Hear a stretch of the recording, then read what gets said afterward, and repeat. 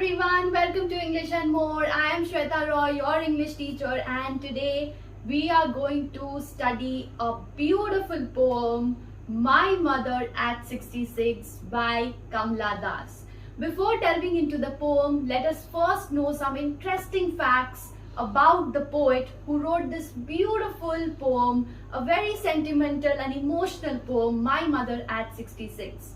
So Kamla Das is an Indian English writer. So she's basically from India. She has Indian origin, but she writes in English.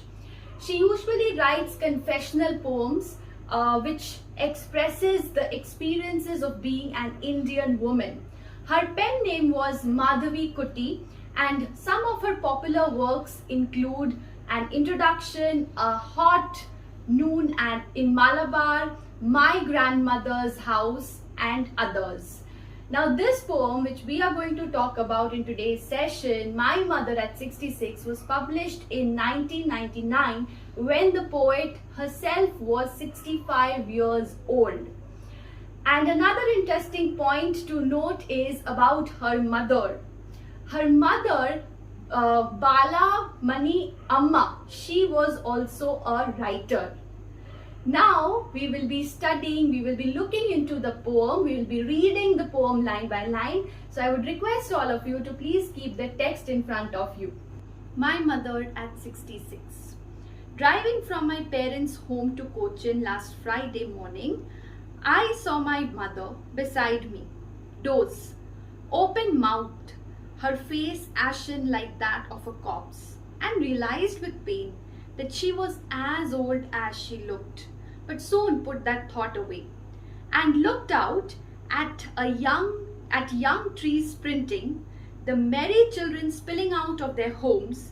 But after the airport security check, standing a few yards away, I looked again at her, worn, pale as a late winter's moon, and felt that old familiar ache, my childhood's fear. But all I said was, see you soon, Amma. All I did was smile and smile and smile.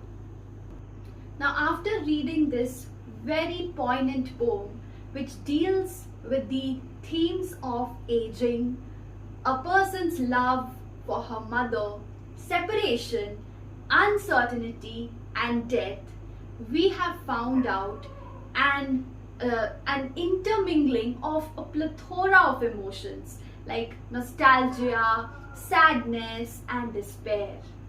Now this poem is written, it's a confessional poem, right? And it's a kind of a monologue. And if you've noticed, very interestingly, this poem is a single sentence.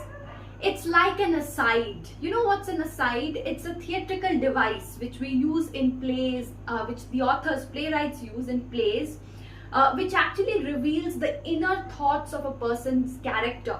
Same way in this poem also, I mean this poem is a single sentence, as I told you. This also, it reveals the thoughts, the emotions of the poetic persona. And it also captures the speaker's strain of thought, right? Of the tone. How is the tone? It is gloomy, it is somber, and it has a detached tone. It engages a plethora of emotions, and the idea of movement is central in this poem. Now, why am I saying movement, and what is the movement about, and why is it so central and important? The physical movement, it's not just about the physical movement of the airport, because the poetic persona and her mother, Kamla Das, and her mother, they are traveling to the airport, right? So it's the physical movement.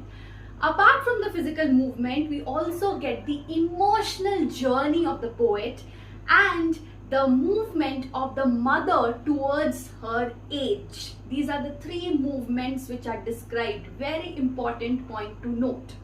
Now gradually we will go into the line by line explanation of the poem. So now we'll move ahead with the line by line explanation of the poem. Now look at the first few lines, which are quite self-explanatory. My mother at 66 So what was the age of her mother? She was 66 years old, right? So immediately we realized that her mother was aging, and this is one of the most important themes of this particular poem. And what was the poet doing? Driving from her parents' home to coaching. When was that? Friday morning.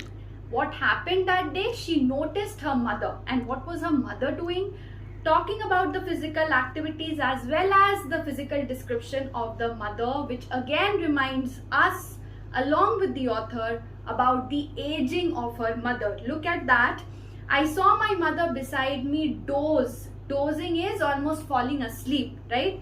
And what else? Open mouth. So you can almost visualize the mother with ash face, that is with a dull face. Why is that dullness? Because of aging, right? So her face had been stripped of all the glow and the glamour of youth, and she was now almost on the verge of on the verge of death. So she was aging and she looked like a corpse. Again, a morbid reminder, morbid symbol which has been used to remind us about death, about separation, about aging, which is not just applicable to the author's mother, but this is a universal phenomenon, right?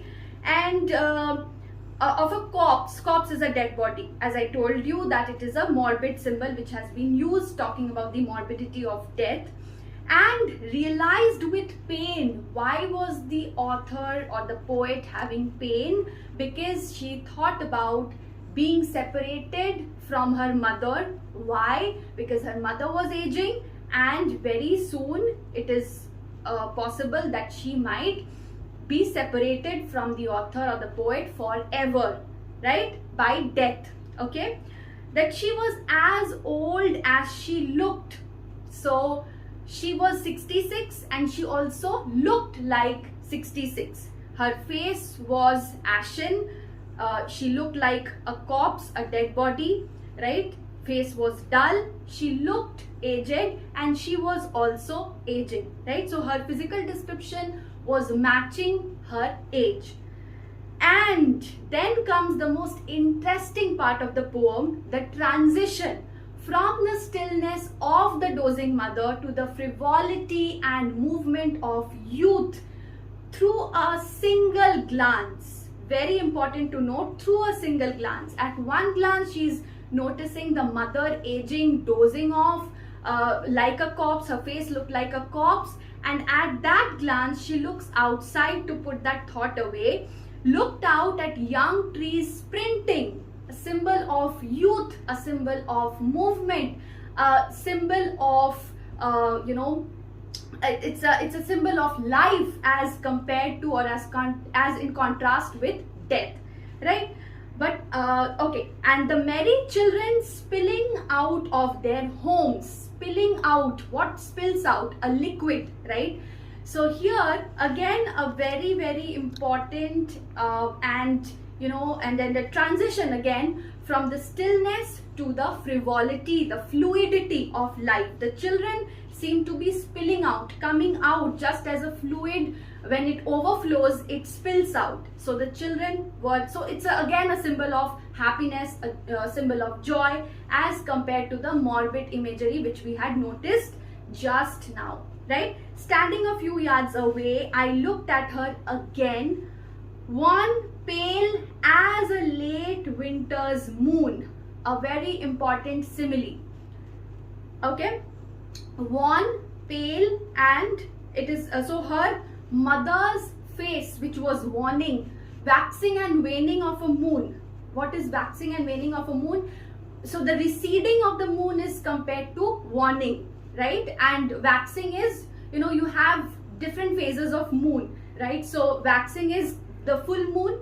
I mean, when the moon comes up with its shape, so it is waxing, and when it recedes and then disappears, that is waning, right? So waning here is used for the mother's receding age. The mother's age is increasing and gradually she will be very soon losing her mother, and that is why it is compared to the, and the pale face that she has is compared to the paleness of the moon.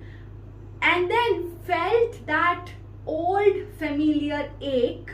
Ache is pain. My childhood's fear. Now, what is a person's childhood's fear related to mother? A child always feels during her childhood that she might lose her mother, and the child does not want to lose the grip of a mother, right? And this pain, which is familiar in our childhood, is again felt by the author or the poet here, because she again feels that she is going to lose her mother very soon. Why? Because of death. Death might part her from her mother, right?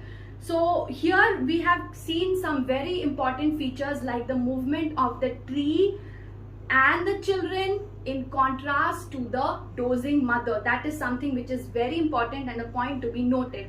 And then we have also seen winter, which evokes a sense of ending, right? An inert state and inevitable darkness after that, right? And the pale moon is again a very important imagery which has been used, which is apt to describe the round and the pale face of the aged mother. And the parting of this mother and the child, that seems more poignant by the fact that though the author hopes to see the mother, she fears that she probably might not. And look at the last two lines. But all I said was, see you soon, Amma. All I did was smile and smile and smile. Very, very important are the final parting words. The parting words, which you have seen repetition of the word smile. Smile and smile and smile. So here we can see an intermingling of emotions in that particular smile in just one line, right? Intermingling of emotions of love, hope, longing, nostalgia, fear, as well as helplessness in that one smile. And why is the author smiling? Why is the poet smiling?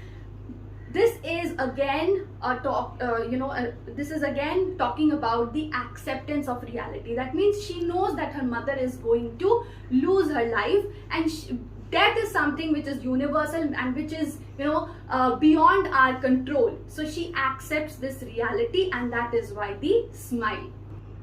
Now, what is the central theme of this poem? The central theme is, as I talked about, aging, separation, love, nostalgia, right? So this poem brings out the ordinary but profound human nature through a personal reverie.